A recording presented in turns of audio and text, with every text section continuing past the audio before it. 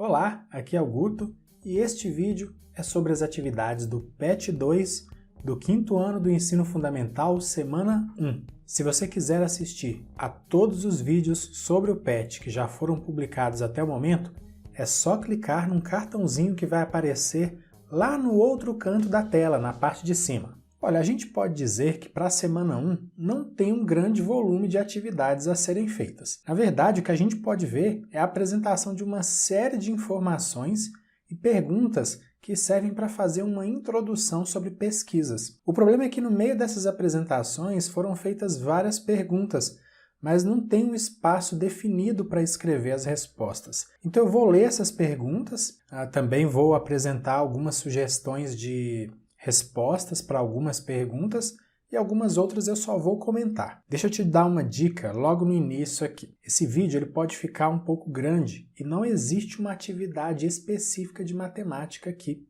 para ser resolvida. Então, se você quiser, lá embaixo, lá no canto inferior da tela, aparece uma engrenagem. É só você clicar nela e aí você pode alterar a velocidade do vídeo para ele passar mais rápido. Com isso você assiste ao vídeo, fica por dentro do assunto, mas também economiza tempo e olha, dá para compreender tudo direitinho. Para começar, a gente tem aqui duas perguntas de uma pesquisa. A pergunta número 1, como você pode ver, é sobre a frequência com que você assiste a filmes. Essa pergunta ela é quantitativa porque ela se refere à quantidade de vezes que as pessoas assistem a certos filmes. A segunda pergunta ela já é específica. Ela pede o nome de um filme.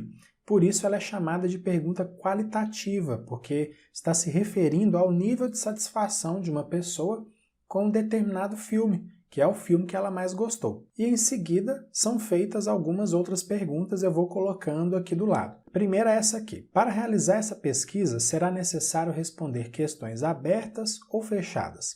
Olha, a questão 1 é uma questão fechada, a gente pode ver aqui, porque as opções de resposta já estão definidas. Já a questão 2 é uma questão aberta porque não há respostas definidas previamente. Cada pessoa pode falar de um filme diferente que tenha assistido e gostado muito. Que outras questões podem ser elaboradas para complementar essa pesquisa?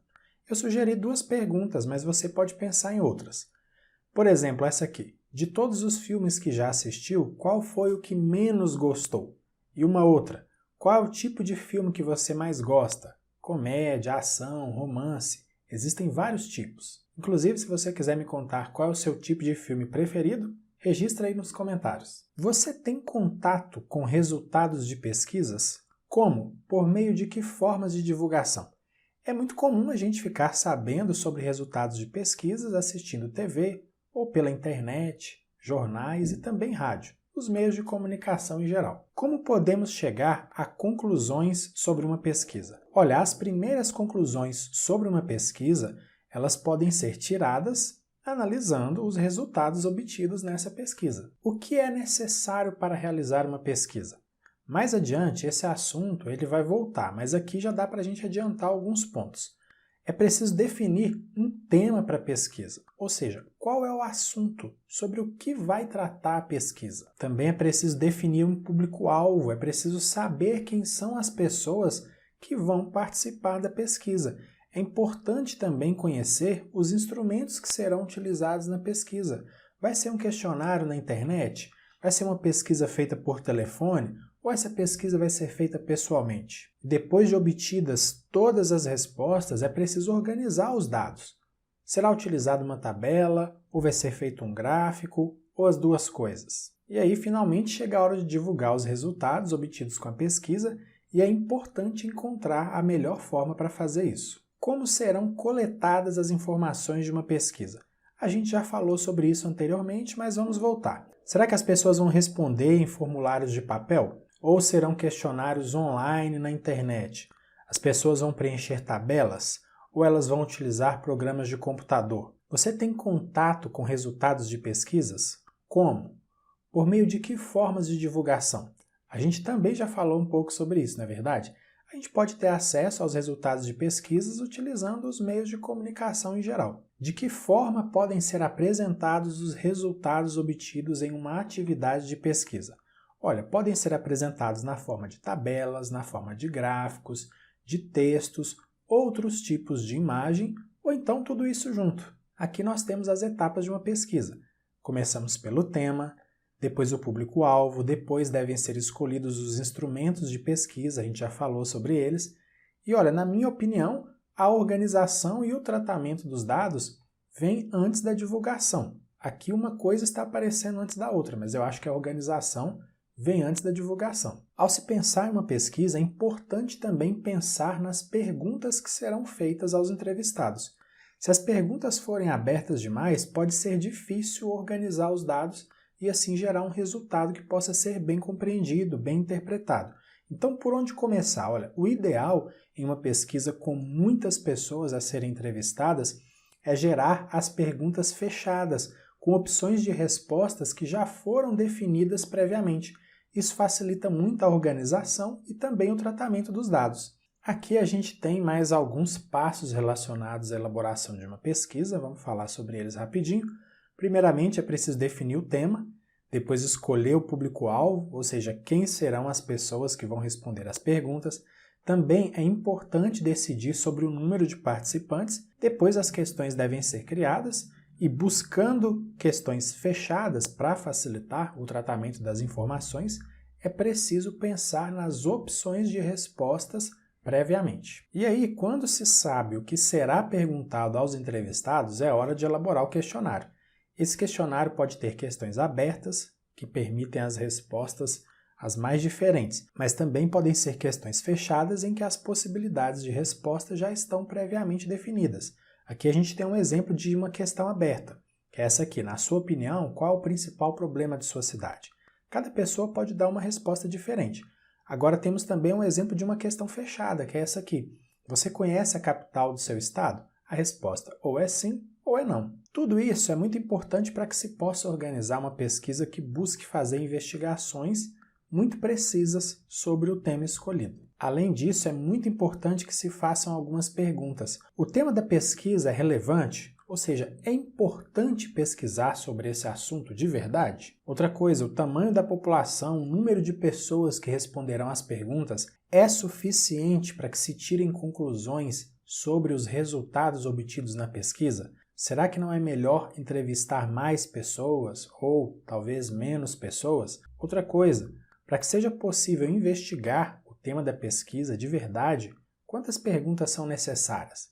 Poucas perguntas podem não ser suficientes, mas perguntas demais podem fazer com que as pessoas não queiram participar da pesquisa ou então respondam de qualquer jeito, sem muito cuidado. E mais, o que as pessoas que estão elaborando a pesquisa querem realmente saber? As pessoas que serão escolhidas para a entrevista, elas têm relação com o assunto? Por exemplo, faz sentido você perguntar para uma criança de 5 anos de idade sobre o desempenho de automóveis que funcionam com gasolina ou com etanol ou com diesel? A gente também já falou sobre a importância do tamanho da população em uma pesquisa. Também falamos sobre as perguntas. Além da quantidade, é importante que as perguntas sejam bem elaboradas e bem feitas para não gerar dúvidas ou respostas indevidas. A gente também já viu sobre os instrumentos de pesquisa. É melhor enviar uma pesquisa para a pessoa responder no celular dela, em casa e com calma, ou é melhor abordar as pessoas na rua e fazer as perguntas? Ou será que é melhor ligar para a casa da pessoa e entrevistar por telefone? E sobre as respostas, elas dependem das perguntas, claro. Se as perguntas forem fechadas, vai ser mais simples tratar os dados.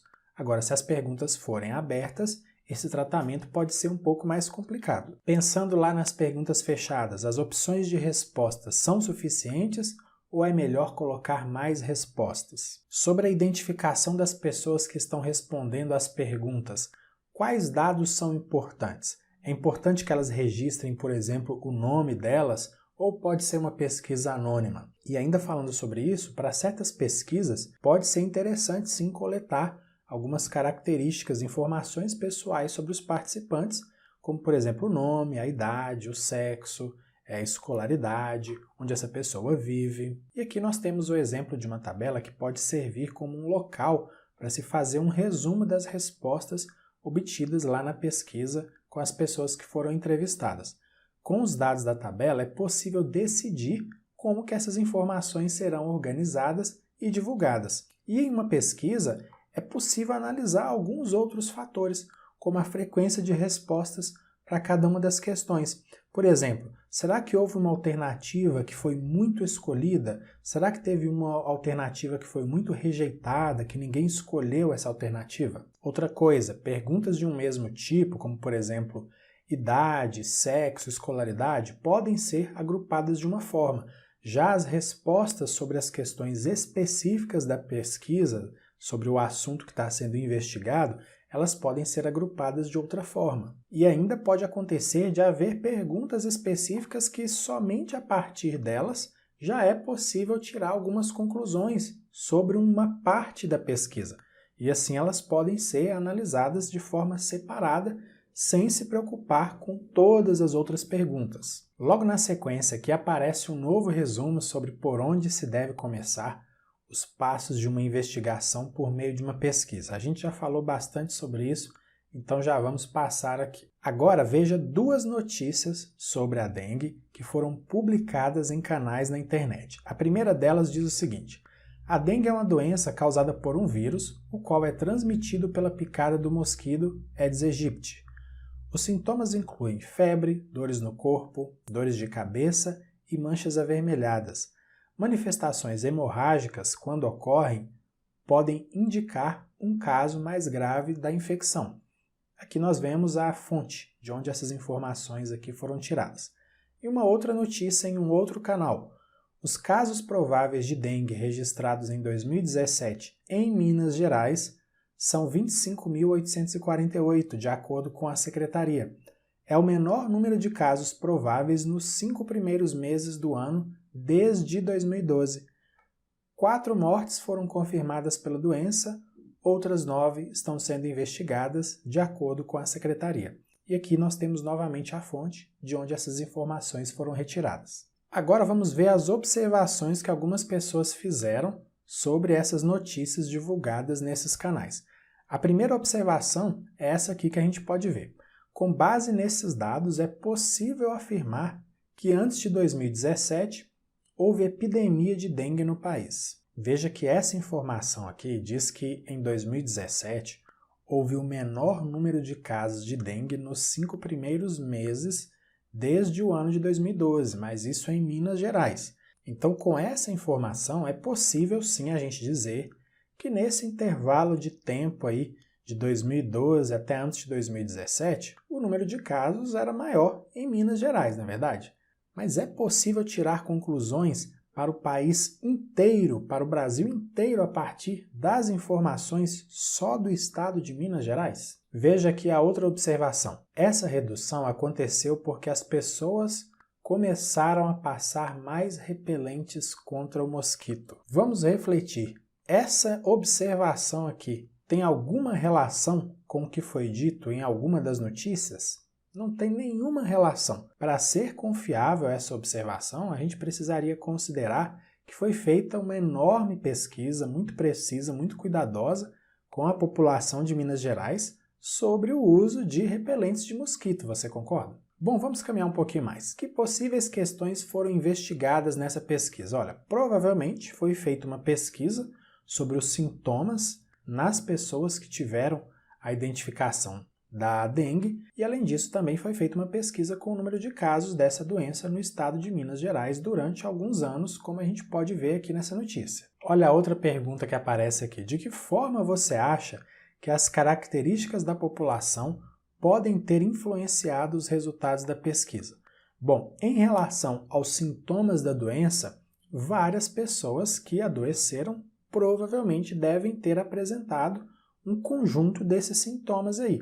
E sobre o número de casos, só é possível ter essa informação que foi apresentada na notícia se as pessoas procuraram atendimento médico e fizeram exames para identificar a presença do vírus que causa a dengue. Só que como muita gente não procura atendimento médico e acaba se tratando em casa, o número de casos pode ter sido bem maior do que esse que foi informado. Temos aqui uma outra pergunta. É possível identificar comportamentos e hábitos da população por meio dos dados apresentados? Olha, a pesquisa que fez esse levantamento de dados, principalmente em relação aos sintomas, pode ter levado em consideração, sim, comportamentos e hábitos da população, até porque existem outras coisas que podem causar os sintomas da dengue e às vezes a pessoa não está com dengue. Tem gente que está com febre, mas não está com dengue. Tem gente que sente dor de cabeça, mas nem por isso está com dengue. Só que como a gente está falando com base nos dados que foram apresentados aqui, olha, não é possível a gente identificar esses comportamentos e hábitos, não. Uma outra pergunta, qual a finalidade da divulgação de pesquisas como essa? Bom, em relação aos sintomas, isso é importantíssimo, porque por meio da observação dos sintomas, a pessoa pode desconfiar que esteja infectada e então procurar um atendimento médico, o que pode evitar com que ela fique num estado mais grave de saúde ou até mesmo venha morrer por causa da doença. Já sobre o número de casos, essa informação ela também é muito importante, porque mesmo que tenha havido uma aparente redução no número de casos, esse número ele ainda é alto e as pessoas precisam saber disso para que possam combater a transmissão da doença, mudando, melhorando os seus hábitos e também comportamentos. Então é isso, aqui a gente finaliza as atividades do PET 2 do 5º ano do Ensino Fundamental, semana 1. Na descrição do vídeo há links para você acessar o meu site, minhas redes sociais e se inscrever nos meus canais no YouTube e também no Telegram. Se você gostou desse vídeo, compartilhe com outras pessoas. Um grande abraço para você, bons estudos e até o vídeo com a resolução das atividades da semana 2. Tchau, tchau!